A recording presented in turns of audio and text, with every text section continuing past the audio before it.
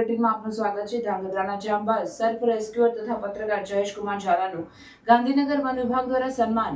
Best surf rescuer તરીકે પ્રશસ્તિપત્ર આપી સન્માન કરવામાં આવ્યું।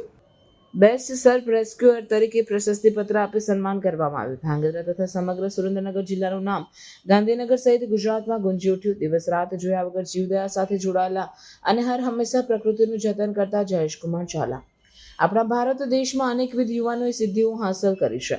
જે સિદ્ધિઓને આપણી ભારત સરકાર તેમજ ગુજરાત સરકાર દ્વારા આવા યુવાનોને સન્માનિત કરવામાં આવે છે। ત્યારે સુરેન્દ્રનગર જિલ્લાના ધ્રાંગધ્રા શહેર ખાતે છેલ્લા ઘણા વર્ષોથી જીવદયાનું કામ કરતા સાથે સરીસૃપ સંરક્ષણ સોસાયટી ગુજરાતમાં ઝેરી તથા બિનઝેરી સાપોનું વન વિભાગ સાથે સંકલન કરી સુરક્ષિત રીતે રેસ્ક્યુ કરી વન વિભાગને સાથે રાખી જંગલી વિસ્તારમાં આવા સાપોને છોડી મૂકવામાં આવતા જયેશકુમાર ઝાલા દ્વારા પોતાના હાલના કાર્યકાળ સમયમાં અત્યાર સુધી અંદાજિત 9,000થી વધુ સાપો, જેમાં બિનઝેરી સાપો, ઝેરી કોબરા સાપો સહિત સાપોનું રેસ્ક્યુ કર્યું છે। આ ઉપરાંત કેનાલમાં પડતી નીલગાયો, ભેંસો તેમજ ગાય જેવા બબોલ પ્રાણીઓનું પણ સુરક્ષિત રેસ્ક્યુ કરી જીવનદાન અર્પણ કર્યું છે।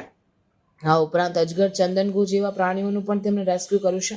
તેમની આ કારકિર્દીને વન વિભાગના વડા ડોક્ટર AP સિંહના અધ્યક્ષસ્થાને ગાંધીનગર ખાતે 15મી ઓગસ્ટ 19માં સ્વાતંત્ર્ય પર્વની ઉજવણી કરવામાં આવી, જેમાં ગુજરાતમાં ચાલતી NGO ઉપરાંત વન વિભાગ સાથે સંકલન રાખી બેસ્ટ કામગીરી કરતા યુવાનોને પ્રશસ્તિપત્ર આપી સન્માનિત કરવામાં આવ્યા હતા।